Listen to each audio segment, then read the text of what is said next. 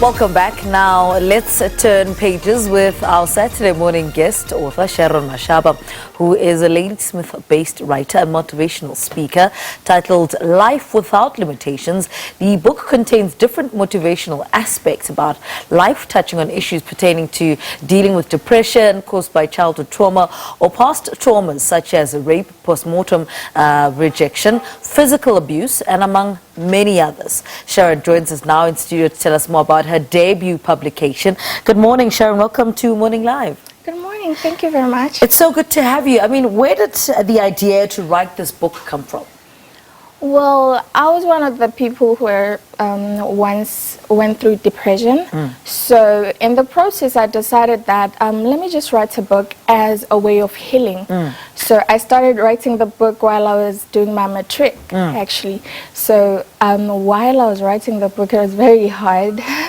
But then the reason behind all this was because I was going through depression. Yeah. But how did you recognize that you were going through depression? It's one thing, it's very difficult to diagnose depression and know that you're going through something like that. Yeah, during matric, I had like challenges during my studies. I could see that I couldn't like focus anymore. Sometimes I had like childhood traumas kicking in, like they were triggered actually. So I knew that I actually felt overwhelmed at times, and I knew that I wanted to give up in life, but I couldn't, but I could tell that something was wrong with me, and I could tell that all this anxiety, all this thoughts, all this past traumas kicking in was actually something that has to do with depression, of course. And speak to us about the 7-year-old Sharon and some of the harrowing things that happened to her. Okay, what happened when I was 7 is that I was actually molested by one of the family friends. So it was very hard because at that time, I couldn't even speak about it. I was ashamed, and that time I couldn't even make friends because I felt like everybody could see what happened to me because that old man touched me, I remember when it happened, he touched me, and I'm actually Tonga. So he touched me and asked me, what do we call those parts in my language? It was very tough, And I wanted to tell my mom, but back then they were too busy, and my mom and dad are Christians. My father's a pastor.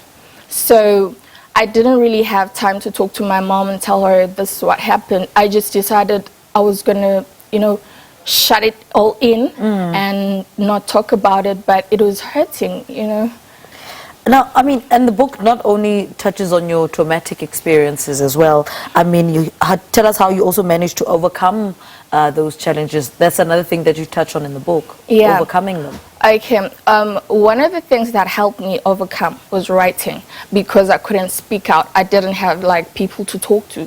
So writing acted as a way of actually helping me ease or helping me vent. I could only vent in writing. And also, I decided I'd start talking to like strangers. There were people on my socials who would be like, sometimes I would post some posts that would like suggest that I was going through challenges. So some strangers would offer help. They'd be like, come speak to me, or like you can always talk to me. So I tried that, and it really helped. Like talking really does help when you're going through depression. So yeah, that is one of the ways.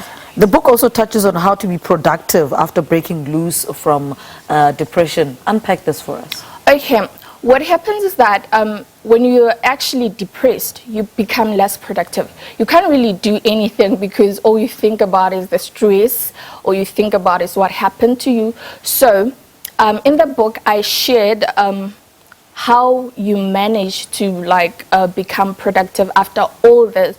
Like it's a process. You have to start finding yourself. You have to do self-introspection and like go back to the drawing board, find out what is it that you used to like, what is it that you wanted to achieve, and then you take it from there.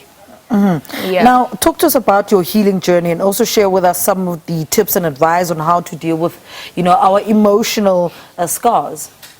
Well, I would say, okay, the healing journey has been hard because when you're depressed or when you diagnosed with a depression, at some point, there's a point where you wake up and you're like, okay, I'm happy today.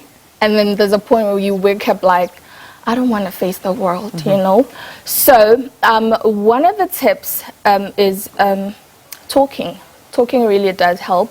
And another thing that I'd recommend is that I actually realized that after suffering all this, there's actually clinics in South Africa that offer psychological help for people with depression.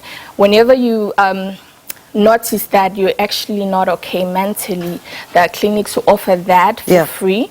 So that is one of the tips. And also, like, I feel like at some point we are constantly told that it's gonna be fine, But I always tell the people who come to me and be like, I'm depressed, I need help.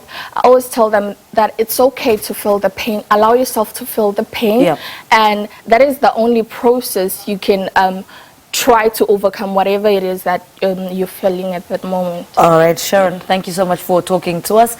Sharon Mashaba, she joined us this morning, talk about her debut book. It is titled Life Without Limitations. She was our first author today. All right, for now, let's say good morning to